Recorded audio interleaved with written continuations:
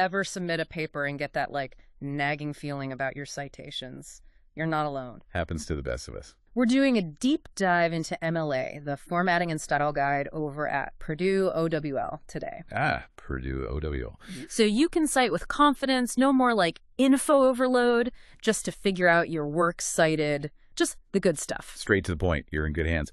What I find really interesting about the 9th edition, it's less about these strict rules you have to follow and more about a system that you can apply broadly. I love that. You know what I mean? It's like they want you to really understand the why, the reasoning behind it, not just like the what. Yes. Not just memorizing a million specific cases, but understanding like the underlying logic. Exactly. Exactly. Take the core elements, for example. We're talking author, title, container.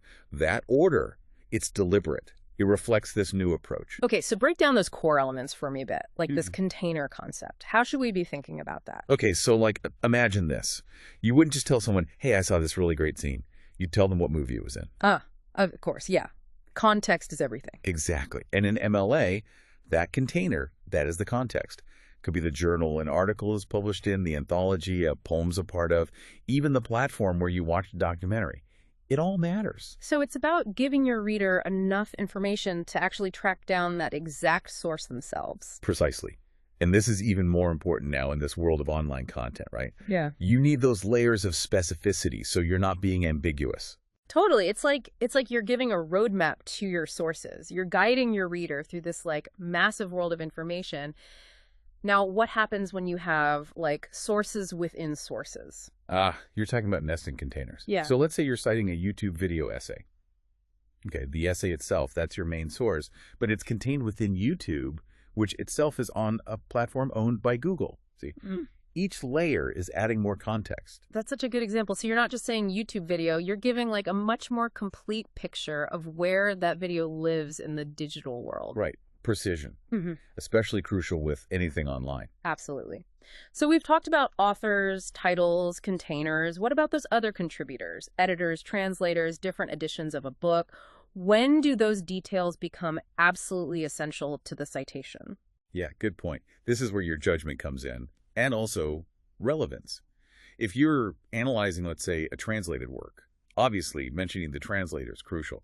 Different translations, they can have subtle nuances that might influence your analysis. For sure. It's like you're saying, I'm not citing any old version of this text, I'm citing this specific interpretation. Exactly. Or let's say you're trying to trace the evolution of some scientific theory through different editions of a textbook. Right. Well, citing that specific edition you consulted, that's essential for transparency. Right, like which iteration of the theory are you actually working with? Exactly. It's so interesting how MLA considers all these little details. It's not just like list your sources and you're done. It's really about painting this clear picture of like how you got there, your whole research process. It is. Okay, speaking of clarity though, let's talk about publication dates for a sec. Okay.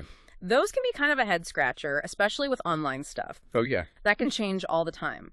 Updates, revisions. Yeah, think about a blog post, right? There's that initial publication date that maybe they've gone back and updated it a few times. And of course, the date you actually sat down and read it. Lots to keep track of. So how do you pick which date to actually use?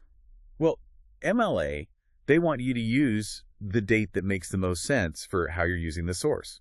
So going back to our blog post, right?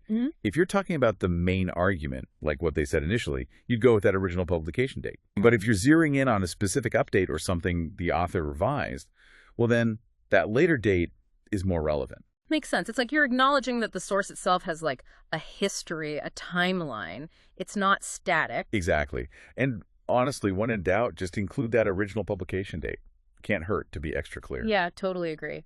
Okay, while we're on the topic of online sources, what is the deal with DOIs? DOIs. I know they're important, but like I've never fully wrapped my head around why. Okay, picture this.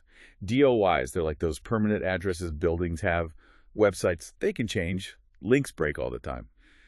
But that DOI, that's always going to point to the same source no matter what. Oh, that is a great analogy. Right. Okay, so even if a journal article, let's say, moves platforms or whatever, that DOI is like its anchor. Exactly. It's vital for academic integrity in this digital age.